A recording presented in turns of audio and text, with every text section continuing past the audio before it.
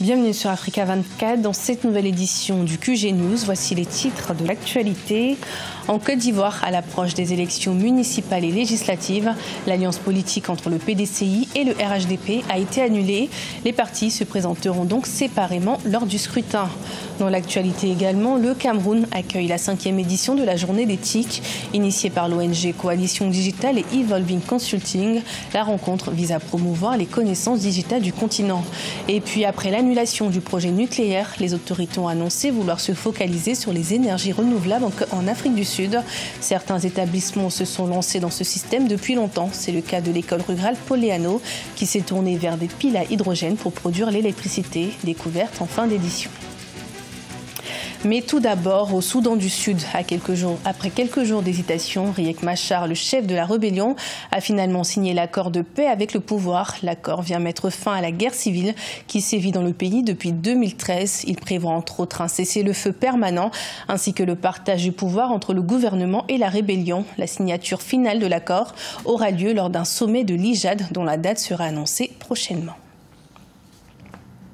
Alors que les partis politiques se préparent en Côte d'Ivoire pour les élections municipales et régionales du 13 octobre 2018, les alliances se font et se défont. Le PDCI, dirigé par l'ancien chef de l'État, Henri Konan Bédié, a décidé de mettre fin à son alliance avec le RHDP et se présentera seul. On fait le point avec notre correspondant Olivier Conan. Que vaut le RHDP, Rassemblement des Oufoutistes pour la démocratie et la paix, sans le PDCI, Parti démocratique de Côte d'Ivoire? Réponse sans doute le 13 octobre 2018, après les élections municipales et régionales.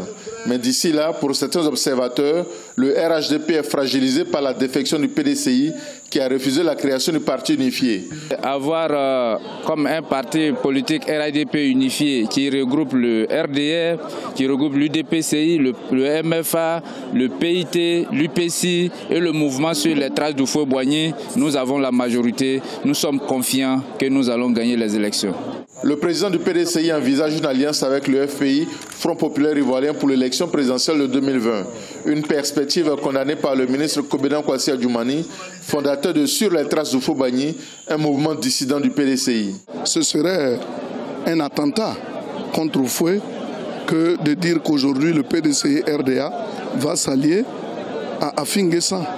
Peut-être que c'est une façon d'interpeller le RHDP. Sinon, je ne pense pas que le président Bédié prenne l'engagement d'aller s'allier au FPI qui tout le temps a combattu au fouet. Le FPI, principal parti de l'opposition ivoirienne, n'a pas encore dévoilé la liste de ses candidats aux élections municipales et régionales. De son côté, le PDCI a convoqué 18 de ses candidats qui sont également tête de liste du RHDP afin de clarifier leur position. Le Conseil de sécurité de l'ONU prolonge le régime général de sanctions visant le Mali pour une année supplémentaire.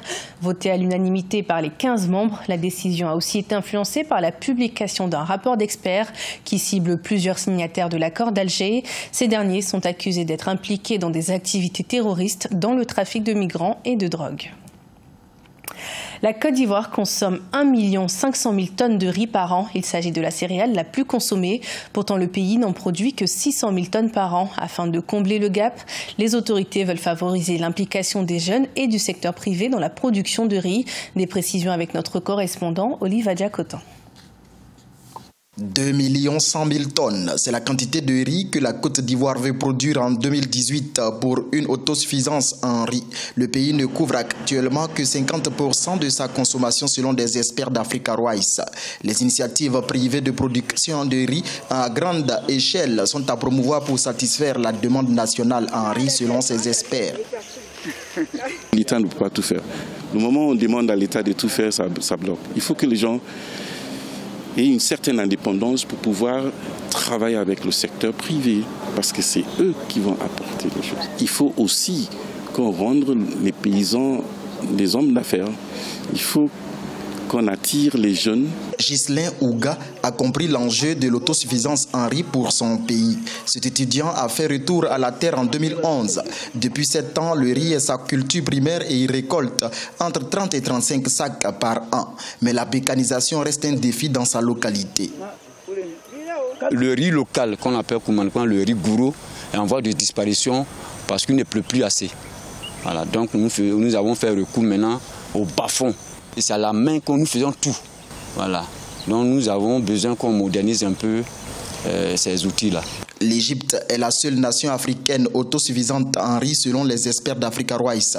Les chercheurs ont pu homologuer plus de 200 variétés de riz améliorées ces 25 dernières années pour une sécurité alimentaire du continent. La 5e édition des Journées d'éthique et du numérique s'est ouverte ce 30 août à Yaoundé au Cameroun. Il s'agit d'une rencontre initiée par l'ONG Coalition Digitale et Evolving Consulting qui ambitionne de valoriser le savoir digital africain. Plus d'explications avec Corinne Camseux. Entreprendre et innover à l'ère de l'industrie 4.0, un défi pour l'Afrique alors que la transformation numérique révolutionne les modes de travail, de gouvernance et les modes de vie. À l'occasion de la 5e édition des Journées des TIC et numérique qui a débuté ce 30 août à Yaoundé au Cameroun, les travaux ont mis en avant les usages et appropriations des technologies de l'information et de la communication. Ces ateliers que nous faisons visent finalement à montrer comment la technologie se met au service du développement, au service des usages concrets des populations, au service de l'administration publique pour la rendre plus efficace, au service des entreprises pour les rendre plus performantes.